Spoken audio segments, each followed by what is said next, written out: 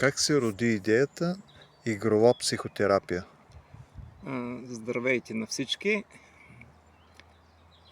В днешно време често чуваме за проблеми като тревожност, като паник атаки, като депресия, бърнаут и тем подобни, даже чуждици в нашия език. Но независимо от новите лекарства, от многото психотерапевти, техният брой се увеличава. Искам да споделя моя опит като човек минал през всички тези състояния, както и на физическо ниво, така и на психологическо, ментално. Минал през психолози, психотерапевти, лекарства и стигнал до един извод, че всъщност човек може да си помогне сам, не изключвайки всички други методи. Така се роди идеята за игрова психотерапия, която ми се роди на мен самия, като не претендирам, че съм психолог и имам такова образование, или лекарско образование. Просто този метод помогна на мен.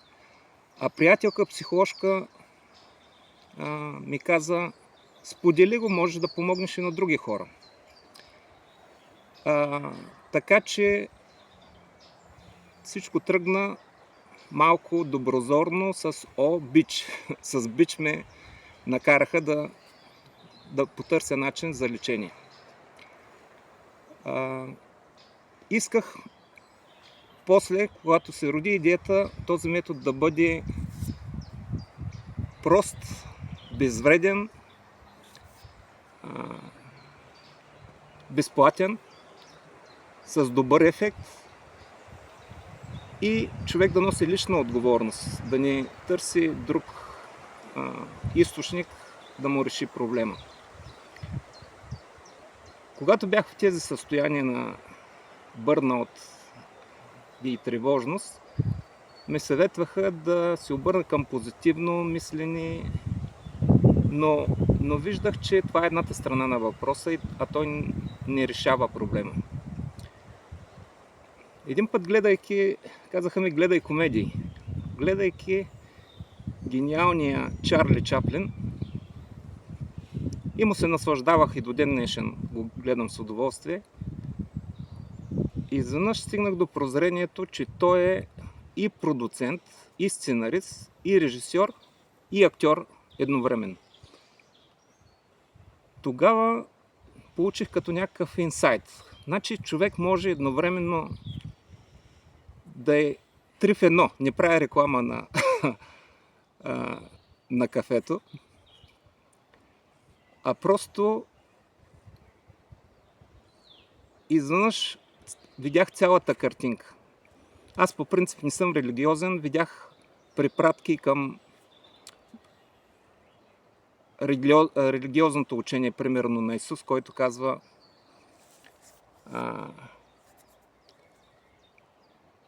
аз и Отца ми сме едно, или Отца и Сина и Светия Дух. И тогава казах: искам да го направя по-интересно в игрова форма, да е валидна за всички религии, за всички хора, за атеисти. Значи, какво представлява метода? Метода е ясно осъзнаване, че ние тук сме едни актьори, които играем определена роля. И играем с един малък ум. Капацитета му е, който на програмно ниво не е толкова голям. Има, образно казано, по-голям ум, ще го кажа така, макар и образно, на сценариста и режисьора, които стоят зад камерата и правят този филм. А има и продуцент на религиозно бог. В индийската литература могат да кажат Атман, Брахман. Просто това са изразни средства, аналогии, но продуцента или Бог, какво е това? Това е пълна свобода, пълна любов, пълни ресурси, монада, неделимост, източник, който не може да бъде ограничен под никаква форма. Следващото ниво по-надолу, режисьора и сценариста, това са, ако в религиозна гледна точка го кажем, това са ангелите. Хранител, ангел-наставник, които дават насоки и могат всеки момент ти да се обърнеш към тях. Но вие ще кажете, това е... Всеки го знае. Как? Реално, кажи някакъв пример. Примера ми дойде, когато бях ученик, гледах един филм, доста нашумял, Капитан Петко Войвода, където артистите Васил Михайлов и Петър Чернев играеха своите роли Турчев и Капитан Петко Войвода. И Петър Чернев играеше много добре своята роля на лош герой, а Капитан Петко Войвода обратно на добър. След това в едно интервю го интервюраха, си спомням, тогава бях още малък, и го попитаха Петър Чернев, с удоволствие ли играеш тая роля? Той каза, да, аз си изиграх, може да се каже, перфектно своята роля, но смисъл е, че хората ме припознаха с лошия герой. Получавах писма, в които хората ми казваха, ти си черен, както е черно и твоето име, драскаха колата ми. Пощенската ми кутия беше пълна с писма, в които хората обясняваха своята ненавист към мен. А обратно, Капитан Петко Войвода или Васил Михайлов казваше, аз тогава ходих по стадионите, хората ме носиха на ръце, даваха ми от всякъде парични награди, признание и любовта на целия народ. Но това беше просто герой. И тогава разбрах, че всъщност зад камера Петър Чернев и Васил Михайлов са приятели. Но на сцената те са врагове. И тогава разбрах, че всъщност трябва винаги да виждаме, че в този живот ние играем някаква роля, но винаги ще има, за да е интересен филма, и лош герой, и добър герой. Представете си, отивате на кино, пускат прожекцията и всички са усмихнати, щастливи. На никой няма да му е интересно. Всеки ще излезе. Ще каже къде е екшъна, къде е драмата, къде е сюжета на действието. Затова ние винаги трябва да можем в момента, кога е момента да разберем, че трябва да отидем зад кадър, когато чувстваме голям страх, голяма тревога, това значи, че сме зациклили някъде. Героят ни играе добре своята роля. И тогава ще го привикат сценаристът и режисьора, ще му кажат, успокой се, много си се вживял в ролята, дал си прекалено голяма важност, играй леко. Тук си просто герой, временно. На един отрязък. Руснаците казват человек, чело на век. Значи, дадените са едни нормално 100 години, ако живееш нормално, и после си заминаваш. Актьор си. Често съм се питал защо някои хора остават в историята като гениални артисти или гениални писатели. Сега ми хрумна за гениалната мисъл на Уилям Шекспир, който казал, светът е сцена и ние сме едни герои в него. И влизаме, излизаме и играем различни роли. Ние можем да погледнем защо в последно време има толкова противоборство, толкова хората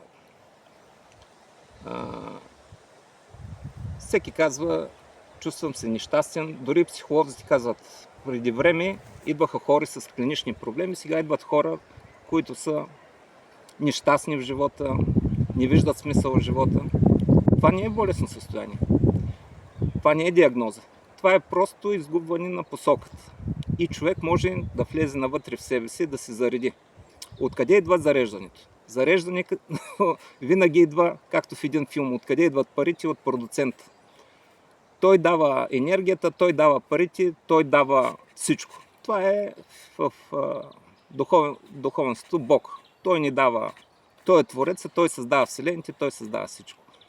Но понеже малкият мозък е ограничен, той не може да види голямата картина, затова ние сме тук на сцената. Нашата роля е да си играем добре ролята. Добрата игра на артиста е когато тя върви леко, когато се чувстваш добре, дори не забелязваш, че играеш. Ти просто си щастлив. Има още едно друго заблуждение, което сега върви. В много книги казват, щастието можеш да го постигнеш. Бъди позитивен, направи пари, направи бизнес, направи отношения, направи голяма къща. И много хора, аз не казвам, че това са лоши цели. Напротив, това е перфектно. Но гонейки се за тези цели, постигайки ги, аз съм виждал хора с пари, които са нещастни. Виждал съм хора, които имат, може би, в моите очи, една от най-красивите жени в света и той казва, ох, да не ти е вкъщи. Има хора, които по този път на цели стигат до едно ниво и казват, и какво ще сложа, примерно имам 1 милион, ще станат 10 милиона. Слагат още няколко нули, не виждат смисъла. И изведнъж тогава пак човек се обръща към себе си и разбира, че в себе си има всички отговори. А тези отговори са на различни нива, както казах. Но най-близкото, който е религиозен, може да каже да се обърне към своя ангел-хранител или наставник, който е аскет или който не вярва в религиозни учения, атеист, може да се обърне, да каже, искам режисьора да отида малко зад камера, да ми даде режисьора и сценариста малко наставление. Как става това? Това става...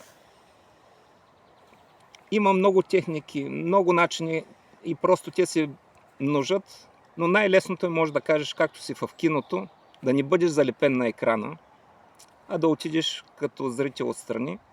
Едното се казва концентриране, а другото се казва медитация.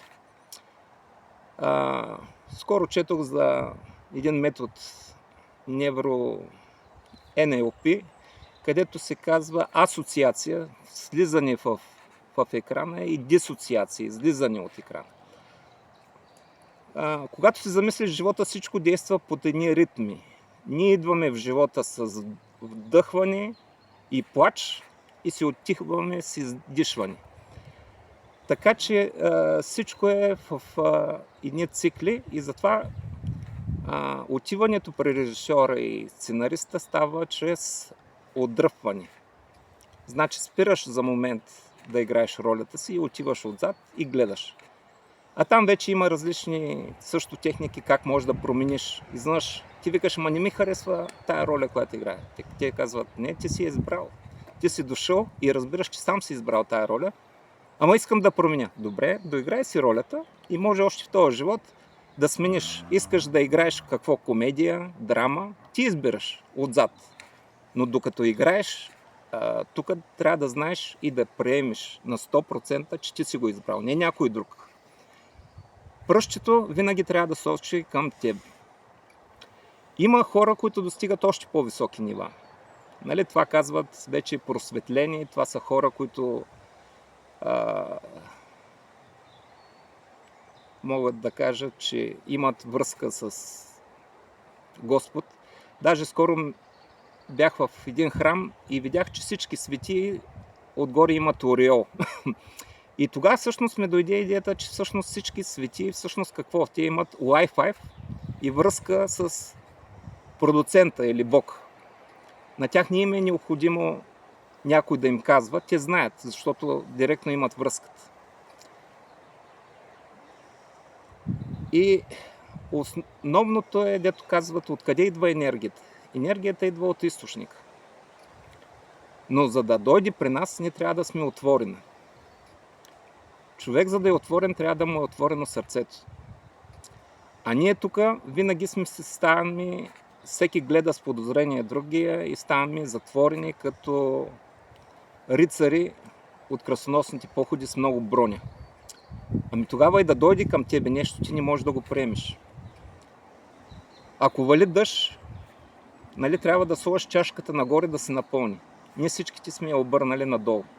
И сме се вторачили в своето нещастие и в своите проблеми, а трябва тъкмо обратно. Разтваряне. И сега е дошло такова време, където вибрациите вече... Даже много интересно време живеем, където става много сходни позиции и на науката, и на религията. Така че в един момент вече няма да има противоречие. И човек трябва да разбере, че няма разделение на духовно и материално. Всичко вече е един процес от източника към екрана, където се върши творение на вселени, на планети, а ние тук творим нашия собствен живот. И затова мога да кажа в заключение, имаше един много мъдър човек, Ваклуш Толев, който казваше: вие сте богове в развитие. Тогава ми беше смешно. Да викам, какви богове съм, аз нямам пари за едно кафе, Бог ще ме нарече. Но сега съм напълно съгласен с него. Просто ще кажа, ние сме едни оплашени богове. Не бъдете толкова оплашени, приятели. Ако това видео ви е харесало, мога да споделя още много неща с вас. Пожелавам ви хубав ден, бъдете щастливи, защото вие го заслужавате.